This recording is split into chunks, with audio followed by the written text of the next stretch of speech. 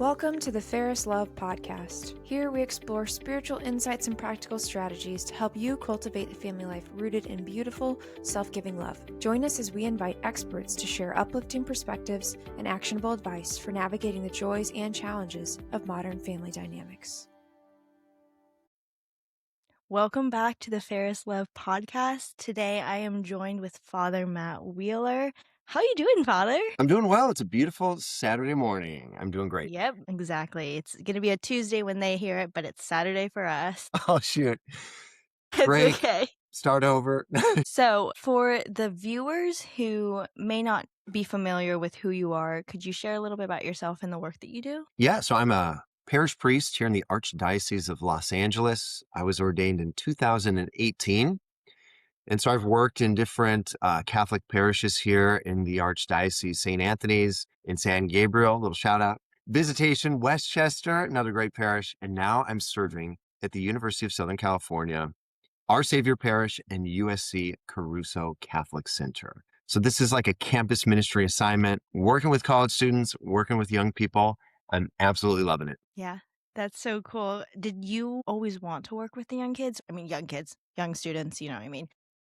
Yeah. Or was this kind of something that you were like, oh, wasn't expecting this, but I enjoy it? No, yeah, good question. I think what inspired me like in the beginning about the parish priesthood and like going down the road to not just be a priest, but like a parish priest in a diocese was that you get to work with everybody. So from young to old, everything in between, the beginning of life, the end of life, that's definitely what inspired me. It's kind of what I saw. Oh, you get to work with everybody. And there was something very beautiful about that and something attractive. Yeah. And now I'm kind of locked in on a specific demographic. And I would say since being ordained, I've worked more and more with young adults, young people, and just trying to encourage them and journey with them in their faith. I went to USC actually. So I went to college here. So Okay. graduated from here and then entered the seminary.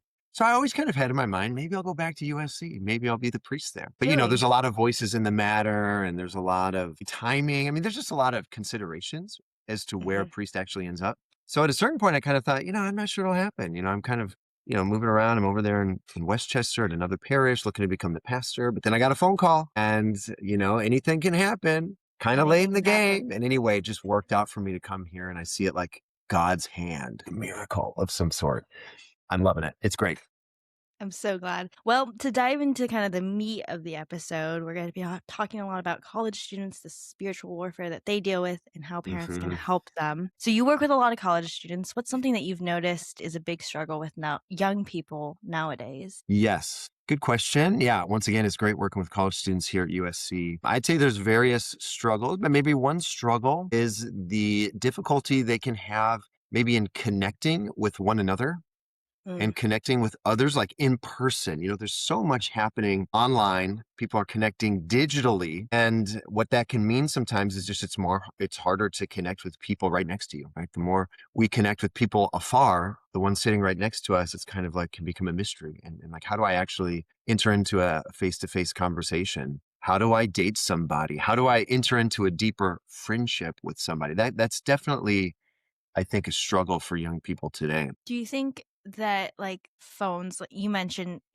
this amazing ability that we have to be able to connect with people across the world and, across states, but do you think Yes. like the phones are primarily something, or do you think COVID, like that happened during formative years in their lives, and so like that's also created a barrier, or do you just think it's the world today? No, that's a great point. I think COVID, as people have said, didn't necessarily like change the reality of kind of connecting online, but it definitely accelerated it. And so it kind of catapulted us all into the digital space. I remember being at this is my first assignment, my first parish. The pastor and I were like, what do we do? And like starting to live stream mass. I mean, it definitely, we wouldn't have been doing that had it not been for COVID. So it's like learning the technology, getting out into it. I would say it's definitely been part of the challenge for them. They did. It was formative for them and it accelerated the world along these lines. So I think, yeah, definitely that's plays an important part. And with this struggle that young people are facing, what is something that parents can do to like help their children combat it or just help them along the way? Yeah, that's a good question. What can parents do? I mean, I think so often seeds are planted at a young age. Yeah. And so in the home, how can we facilitate in the midst of not just our children, but even ourselves as Hmm. parents, connecting, growing in Yeah. deeper relationship, deeper conversation, all the above. And so I guess maybe as a parent, like, how do you view your role as a parent in helping your child acquire the skills and just on a basic human level to have Yeah. conversations, to get to know people? One of the great ways I think traditionally throughout history this happened was like at the dining room, like a dinner, a family dinner. So people Hmm. are seated around a table, mom and dad are there, siblings are there, maybe the dog's off, in the corner or something. And so at the dinner table, there's a whole sort of ritual and way that we're learning how to interact and how to grow in relationship with one another. Like, for Hmm. example, taking a lead and a risk, the parent might invite the child to open with a prayer, a blessing. And so it's now Billy's turn or Juanita's turn to like lead the prayer, and you kind of work your way every day of the week. Someone else does it. You cycle through. And then, you have to learn to share at the dinner table. You can't just dig in and take for yourself. You have to like pass the food around. I mean, Yeah. I laugh because I know this doesn't happen for most families, even really good families. I was going to ask, did you have family dinner growing up? We did, believe it or Yeah. not, we did. And I don't know if it was every night, but it was regular for us to Yeah. have family dinner. And, as we got older and sports schedules, especially, but usually sports, once you get into high school and things, and, by the time 6:30, unless it's like a game night or something, in Hmm. general, we had family dinners, which was a great blessing. Work schedules too sometimes affected it, but I'm really grateful to my parents because they did prioritize family dinner. Yeah. And so to analyze it, it's so simple. So I don't want to be too I don't want to be condescending or patronizing, but like, you have to share food. Pass me this, pass me that. Hey, Johnny, how was your day? Share Mhm. something with it. They have to actually articulate themselves. You can show curiosity. You can teach them how to ask questions, how to be, this is so basic. We don't even think about it, but it's like really important. And I'm not sure young people today have those basic skills. I don't want to be too negative because the young people are awesome. Yeah. And I can't wait to share some of the great things about them. But there is just, given the fact that we're so connected digitally, some of these basic skills, we just can't take them for granted. For sure. And Yeah. even like if parents, like you said, sports schedules become a thing and it's Yeah. hard to even just prioritizing family dinner once a week. Or if you have like little kids and they're still kind of movable, maybe you just go to practice that one night and you have family dinner literally in the truck or whatnot and you're watching Billy play football, baseball, soccer, and you're eating family dinner in the car. And it's just, I think the emphasis on we need to be together will go a long way. Absolutely. I think there's a lot of room for creativity, which is what I hear you saying. And I would encourage parents, you got to be creative. Mhm. I think it was in Scott Hahn's conversion story. He speaks about, he and his wife having to up the romance. That was one of the encouragements he got from someone he was walking with to, love his wife better. You got to up the romance. And one of the ways that they were creative in that was they would lock themselves in their bedroom with a little table and they would bring their meal in there. And that's where they would have like their short, abbreviated, but time Yeah. together, little date night. And it wasn't perfect. And they probably heard the kids making a bunch of noise outside, but it was a beautiful expression of what they could do and the creativity of the moment. So yeah, I think there's a lot of room for that sort of thing. Totally. So college is an interesting time for parents because they're entering this new stage of parenthood. They're now parenting adults. Like, what advice would you give to parents who are navigating this stage of life and trying to give their children freedom, but also still guide them and parent them? Yeah. I mean, look, I'm a priest, so I'm not a parent. Like, you know what I mean? I'm a spiritual Mhm. father, no doubt about it. So something I've learned though, just in my time of ministry is God bless our parents. We got to pray for our parents. It's a beautiful call and vocation that flows forth from marriage. So before I say anything like offering advice, parents, I see you. I know there's a lot on your hearts and on your plates. Talk about the pressures and just you have great dreams for your kids and then life comes and sometimes those dreams don't always unfold as you had imagined. And then you have to wrestle with it. I know there's a lot going on. And so my hearts are with you, parents. But I do think nonetheless, there is a real change that takes place, which is hard for parents to navigate when a Mhm. child becomes an adult.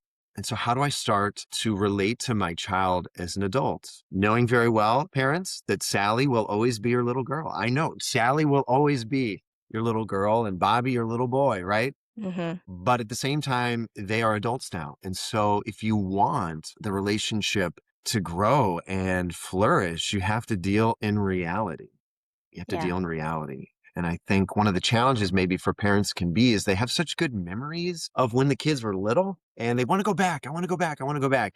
And so if parents could begin to see, well, wait, God is good. And God Mhm. is the author of all of this at the end of the day. And yes, God blessed you back then with your little kids and the whole family, and it was beautiful. But like God has great things in store for you moving forward. And I Yeah. really believe actually that if parents can open their hearts to that and to begin to relate to their children as adults in a more mature way, I actually think the blessings of parenthood could be even greater later in life than when the kids were little. Call me crazy. Mhm. I am a priest. I don't Yeah. have kids of my own, right? But I think if you can make that shift, you're going to get ready for something awesome, really awesome. And I just want to encourage parents to maybe an attitude shift about their children getting older. This is not a bad thing. It's an Mhm. invitation to a growth and maturity that's a part of God's plan and that could be very life-giving. Yeah, for sure.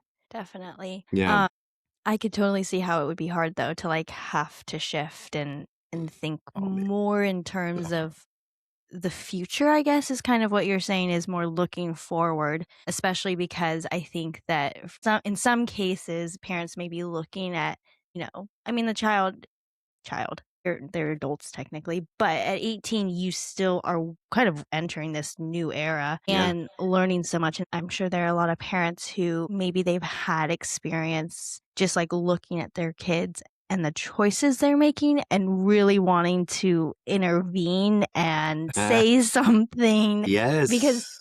the child's doing something they wouldn't necessarily recommend. At Yeah. what point, if any, do you think a parent does need to intervene? For example, like, the Yeah. child goes off to school and then they come back and you find out, oh, they're like on Mm. drugs now, or they're just not going to church, or they're just engaging in something that like long run not going to be a good idea. Do parents say anything at this point? How do they navigate that? Excellent. Okay, so this is where we have to have a heavy dose of the Holy Spirit. And this is where your prayer life is super important as a parent because, Mhm. yeah, there's times where you need to keep your mouth shut and you don't need to say Yeah. anything. Your job is to listen. And one person put it beautifully. They said, you know what?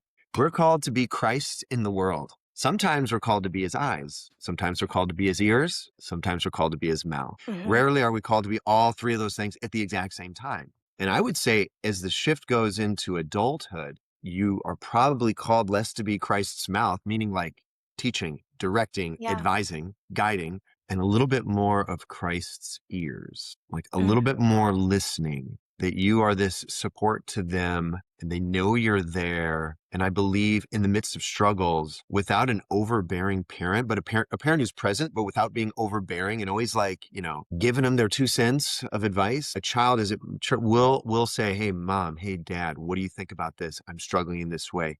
Help me. And so those conversations and doors to give guidance will open up naturally. If you take a more listening kind of, you have to step back. And that's just really hard because Mhm. you have a lot of wisdom as a parent and you've had to Yeah. navigate a lot of this stuff for yourself. But simply telling the information that you've gained, isn't always the answer. It's more listening and then receiving. And then in time, your child will open up and be ready to hear what you have to say. Yeah. It kind of leads into our other question, which you kind of already answered, which was just like, how do you reach like children who are stubborn, who think like, I know it all, I have the answers, because sometimes we can be cocky like that. I'm sure at 18, you and I were both thinking that we knew it all to some extent. Yeah. And I think you did touch on a very good point, which is like, you could have a lot of great head knowledge. You could see it, but they don't. And so it's just going to create a fight of some sort to have these two opposing things, versus if you were to maybe take a step back and give them the space for them to come to you for advice. I mean, obviously it's a fine line because as parents, you are morally responsible for your children. Correct. So I guess every instance will have to come with proper discernment. Yeah. I mean, at the same time, okay, so in general, if I were just to say, part of moving into the mature relationship of adulthood and Yeah. parenting and all that, your job is no longer to like be directing them and guide them, which is what you do with young children who really do need, because, don't put your hand on the stove because you're going to get burned. You have to be more directive. But as they get older, Yeah. you have to take a step back and you have to let them make choices from which they will learn. And I guess part of the reason why that's important is because it's not as effective to actually try to be directing and telling your child what to do all the time once they become adults. It's more Yeah. effective to take a step back. And then when they make a choice, even if it's a bad one, they will hopefully, the door's open, they will come to you in some way and you will be able to show compassion, love, but also give some guidance. Well, when I was here, this is how I navigated it. This is what I had to learn the hard way too. You have to be a little vulnerable in that sense, Yeah. So I think, yeah, going back to your question, like, are there times where you have to step in? I would say absolutely. Absolutely. And I think part of a mature relationship, and this is actually more difficult for the children, I think, than the Adults. adult child, than the parents, is like, you have to be honest. Honesty is a Yeah. part of being an adult. Honesty is a part of a mature relationship. We tell each other the truth. So if you start going down a road of doing drugs or getting into a relationship that is really unhealthy and not good, sinful even, there should be, in an adult relationship, an opportunity for a parent to be honest, to Yeah. say what they really think. The child, as an adult, has to learn to receive what mom and dad say and then still make their own choice, even if they don't agree necessarily on all the details. Does that make sense? So like, I think you have Yeah. to be honest, and sometimes you do have to step in. You hit the nail on the head. You have a moral responsibility as a parent, and you can't just remain silent. Yeah. But that's different than like being the overbearing parent who can't stop, and you just have to let your opinion be known all the time. And you feel like every choice your child makes is like heaven or hell. So now you have to say something it's like, There's a no, balance. there's a balance. There's a balance. Yeah. Yeah. And I think, to your point of, sometimes just stepping back, it's like when, you have a toddler and you're cooking and you're like, don't touch the pot, it's hot. Yeah. And they keep getting closer and you're like, don't touch the pot. It gets to a point where you've told the child so many times, like, this is hot, you can't touch it, that you're like, okay, the next time you get close, if you actually accidentally touch it, I'm not going to hold you back because I've told you, and now it's time for you to understand there's a consequence for when you don't listen sometimes. True. And so I think that to a level, parents have to be able to let their children fall and experience a consequence. Yeah, no, exactly. There's different images used to describe some of these challenges, right? The helicopter parent. Yeah. I've heard of the Zamboni parent. Yep. They just want to smooth everything out for the kid, pave the way, whatever. But certainly there's a lot of wisdom to be gained from learning by experience, learning from failure, learning from falling. And as a parent, I'm sure that's really hard. You got to let the child make their decision, even if you know it's the wrong one. And to me, at that point, it's really an act of faith. It's like, Lord, look, I've planted the seeds. I've done all I can. And I'm trusting that you have a plan here and that my child is in your hands. So protect him, guide him. Yeah. Prayer to Mary, Mother, First Love. Boom. Absolutely. Yeah. Make a way. Make a way, exactly. Mother. I think what also is hard for parents is guilt in these situations. So like, if your child grows up and they start making the decisions that you did not teach them to make, the decisions that you wish they would not make, because it's sinful, because it's just imprudent, not smart or whatever. There can be a lot of guilt, and you can look back on your life with regrets, and you can say, if only I had taught him this. And so now you have a lot of you feel a lot of pressure to try to fix it, because maybe you weren't nobody's parent. Nobody's perfect. No parents are perfect. Yeah. So you can look back and see that maybe you would have done it differently if you could go back now as a parent. And so now you feel this pressure, you're trying to fix it. But at that point, I try to encourage parents like, hey, look, nobody's perfect. God is in control here. And one of the tools that Satan uses, you spoke about spiritual warfare, like one of the tools that Satan uses is to like terrorize parents with mistakes that they made in the past. And so that it they can't detach from it. And now they're trying to like make up for that. But then the child's and it just can all get confused. Yeah. And so I think the goal here is to look, the past is the past. You might have made mistakes. Your child's an adult now. What do you need to do now that's best for your child? Well, you definitely need to pray. And probably that's the most important thing and most of what you're going to do. as then you try to be there to maybe pick up the pieces once your child realizes the folly of their ways. Yeah. Obviously there's, nobody is beyond saving everybody. There's Mm, always a chance for redemption, restoration, always there. Uh, but how would you suggest that parents go about discerning whether or not, like, when they're 18, they're still young, they're still learning. But what about when they're 30? I know this is kind of a jump, but like, at what point do you suddenly have to think, oh, wait, am I enabling my child right. to continue on this path? Like, how would parents go about, I don't even know if there's an answer, navigating, okay, wait, how do I, still give this freedom, Yeah. still be there to listen when my child has to come to me without letting it get so far that it's enabling? Great question. And taps into an important reality and struggle for many. It's like, why won't my son get out of the basement and stop playing video games? Yep. Why won't he go get married and start a life? Like, what? He doesn't Yeah. even seem to have a desire to do this. Like, Or what desire is to get a going on job. here? Yeah. Correct. Okay. So that's so real, and once again, I don't think there's a cookie cutter answer to it. There can't be. This is Yeah. where prayer comes in. This is where your particular child comes in. I know you're not supposed to have favorites and all that as parents. It's true. But like, I'm not sure, you can't treat every child the same, Mhm. and different children, given their temperament and just Yeah. their particular virtues, you need to deal with them in different ways. And the other siblings might not like that, but you know what? It's like, I know my children. I know each one. Mhm. And I don't just treat you all the same. I Yeah. love you all the same, but I don't treat you all the same. And so we're going to deal Mhm. with this way. And I was different than you. Yes. But look, so I think there's definitely situations where tough love is really important. So we mentioned, maybe they are having trouble getting out of the house and having a stable job. And so, you know Yeah. what? I'm not going to let them live here rent free anymore. I'm going to actually charge Mhm. them something. And what you charge, whatever, pray about that and see Yeah. what's possible, but there should be a burden of responsibility on them there. I'm not just going to let them live in my house and do anything and everything that they want. They're going to be a Mhm. contributing member of this home and household. And they're Yeah. going to uphold the values and the things that we, our expectations if they're going to live in this home. Now, they're free to leave if they want. So Yeah. we're not like, enchaining them. They can't, but there are Not holding them against their will. expectations. Yeah, for sure. Yeah. For sure. Yeah. I know parents who have said, look, I'm going to pay for these colleges. Any other college you want to go to, I'm not going to pay for, but I will pay for these. So you make your choice, and I know kids who have done either they go to the college that's paid for or not, and that's another way Mhm. to, maybe some tough love there. And Yeah.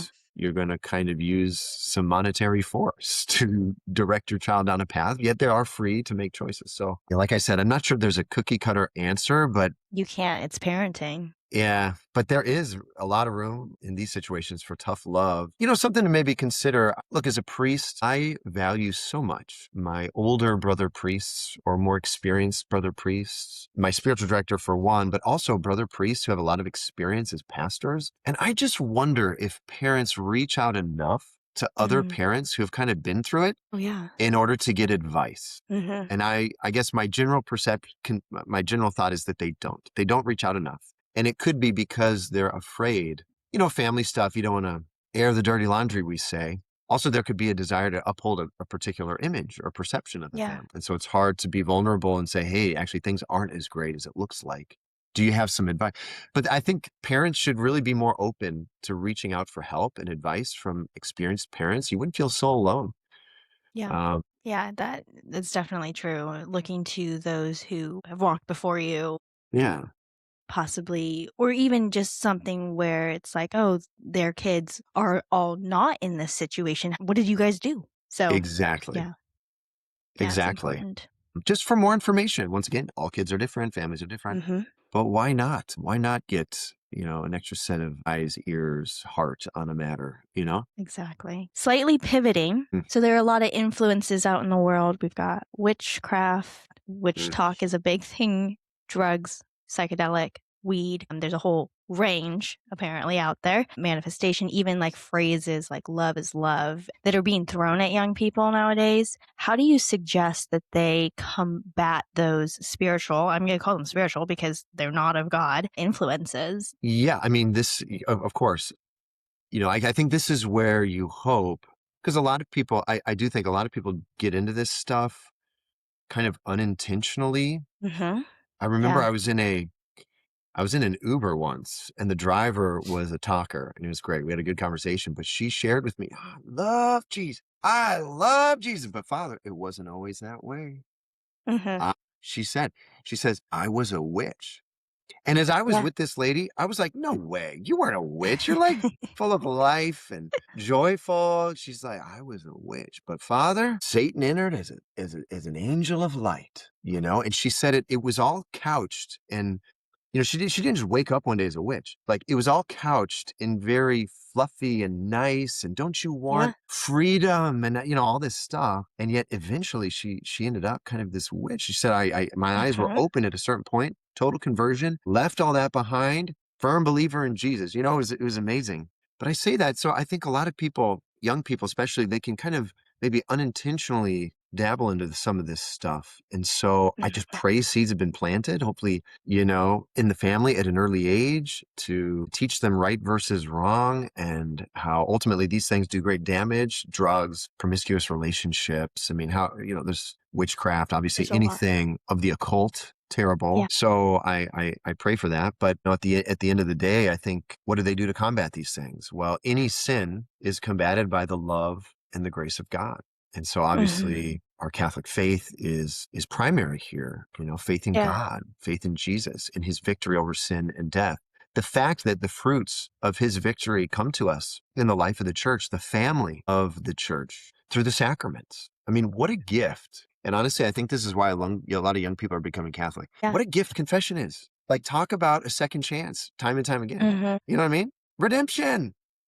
One of the things about the culture that I think is very off-putting to young people today is it's super harsh and it's actually Yeah. very judgmental at the end of the day. Like if you mess up and you get caught, you're done. Like you're done. You're canceled. You're put up on social media as a loser and you are like swept away. And so the message of our faith is not like cancellation, ultimate judgment and condemnation. It's like come to the waters of life. Come to the Mhm. merciful heart of Jesus. Come to confession. You're struggling. Let's journey together. We're here to help you overcome this. Like you have hope. That's the beautiful Yeah. message of our faith. And so it's like helping young people remember that in the midst of all the dangers that are definitely out there. I, as a priest, I'm sure I could do much better, like trying to teach so that I can help young people, not like the ones I'm serving, especially here at SC, help them not to fall into this stuff or get duped or be naive about Mhm. these things. So we, you know, I think the church could do a better job, her ministers, priests, especially myself. Um, Yeah. yeah. For sure. I think a lot of times it's just such a slippery slope of you have a roommate or you have just a friend that's like, oh my Mm, goodness, take a crystal for your test. And, you know, you don't want to just throw it back in their face. And so you just take it. And then I think it could create a slope where suddenly you're relying on a rock to help you get through your test. So I think, yeah, you're right. It's just like it's disguised as something good and you don't think it will harm you and suddenly you've kind of fallen down this path and it could be different levels of extreme. It could just be like, oh no, this is my lucky rock, and you know there's meaning for some objects, but then there's like meaning with objects, and it's you have to kind of start looking interiorly of how much emphasis am I placing on a rock. yeah. Okay. No, that's exactly like we put our faith in Jesus, not in Yeah. rocks, not in, you know, superstitious little practices and cleansing rituals. We put our faith in the Lord and Savior and helping them see that all these other things are deviations from that. It's like putting your Hmm. faith in something else, like the Yeah. evil eye, those stupid little Hmm. bracelets that everybody wears. And it's subtle and seductive because they're pretty. Like it is a pretty gem. Yeah. It's a pretty little thing. Oh, it's blue and it's black and it's white and it goes with this. And I mean, it's like super seductive in that way, but it's idolatry. It's like Hmm. putting your faith in something other than the Lord and Savior Jesus Christ. And so, yeah, I think helping young people, but going back to parenting, I think this is where it's important. You have to start relating to your child along the path of maturity in different ways, because you know, when they're young, you will tell them that's wrong. Don't do that. You shouldn't do that. Hmm. But as they get older, you have to start explaining why. Yeah. Why is it wrong to dabble in witchcraft? That's kind of extreme example. Or like, Yeah. why Yeah. is it wrong to relationships, other religions, because Hmm. they get curious. Like, So as parents, there's a burden of responsibility to understand your faith. Doesn't mean you have to be a theologian or whatnot. Understand your limits and direct towards resources that could be of help to your children. But you have to start giving them a why. You have to give them a why, because otherwise, they can fall prey to some very cunning, practices, ideologies, beliefs out there that can do a lot of damage. A lot of damage. Yeah.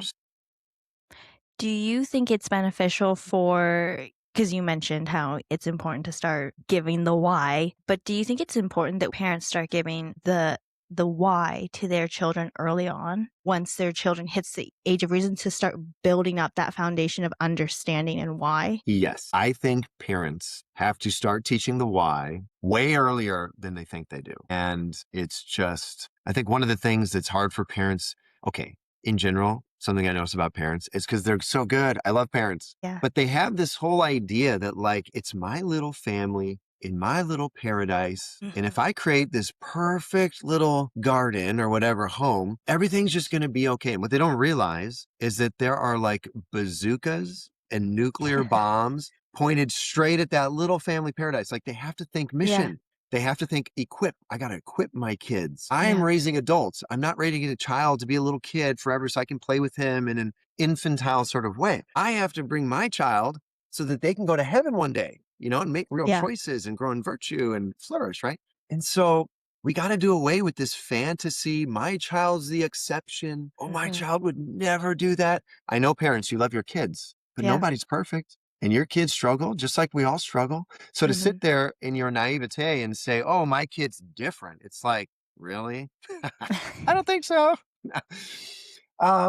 So you just have to be a little realistic and say, okay, they might be young, so I'm not going to go into all the details, but what could I do to get into the why? How could I open the door? And at early ages, a lot of times that's just showing really good example between you and your husband, and the way you live your faith and the way you communicate with one another and the way that you show love and respect to each other.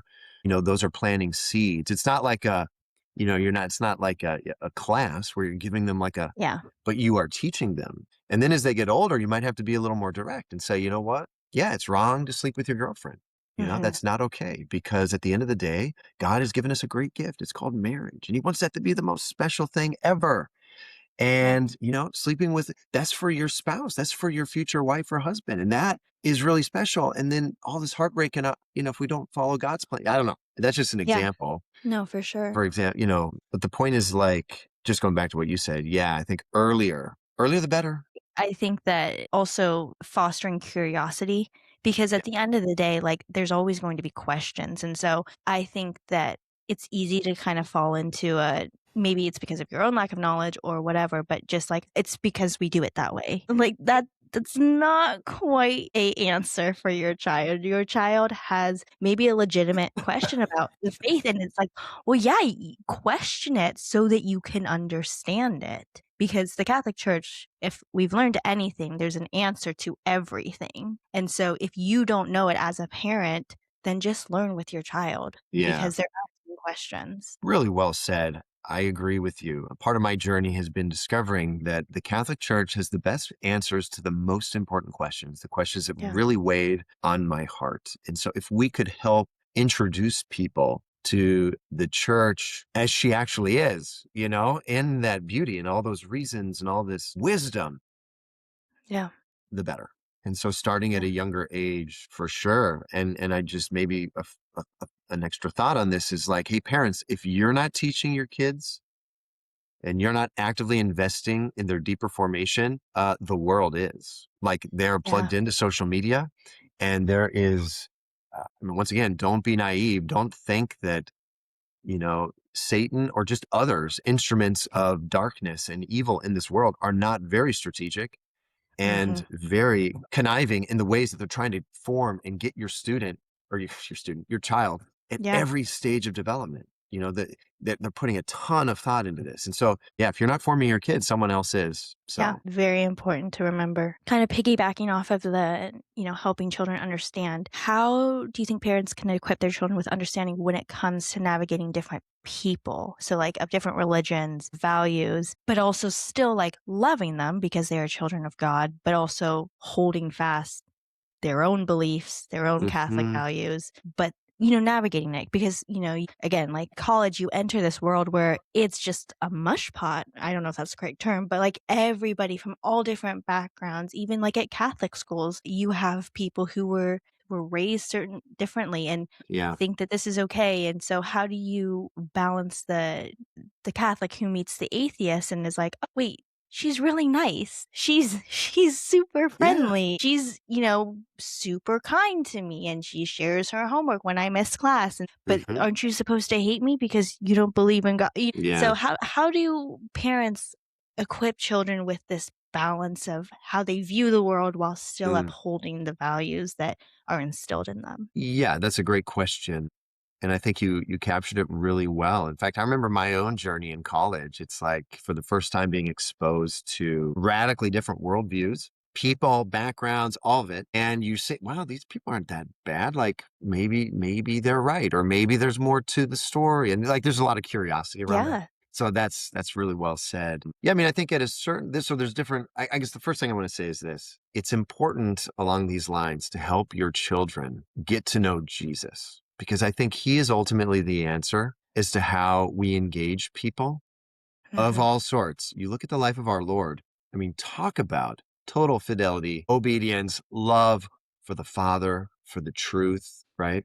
Yeah. And yet he had this ability to enter into dialogue with people. He had an ability to call a spade. And when he needed to be like clear on stuff, he was able to be clear on stuff and draw lines and delineate. But at the same time, he's like full of compassion for the sinner. And so I think the more that we get to know Jesus and help others get to know him and essentially his heart, they're going to be able to navigate this much better along the terms of like, hey, Jesus has a clear teaching. And like Jesus was not just a wishy-washy, anything goes kind of guy. I mean, it's pretty radical. He kind of upped the ante quite a bit when it comes to the law. And he didn't come to abolish the law, but to fulfill the law. And in his so like Jesus was a man convicted on the level of truth so deeply.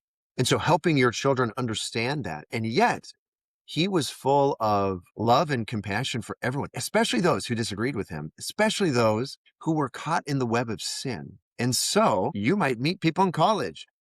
How do we have that firm conviction to the truth? Because I've entered into the truth through the life of grace, the sacraments, prayer. I've been taught the truth on the level of doctrine and formation. I'm being transformed also on the level of virtue and human formation and all that. But now I meet these other people and like, I have to wrestle with it. I have to engage them and figure out like, how do I bring that truth to them? How do I listen to them? Jesus listened to people. He was a great listener, but not be afraid of that.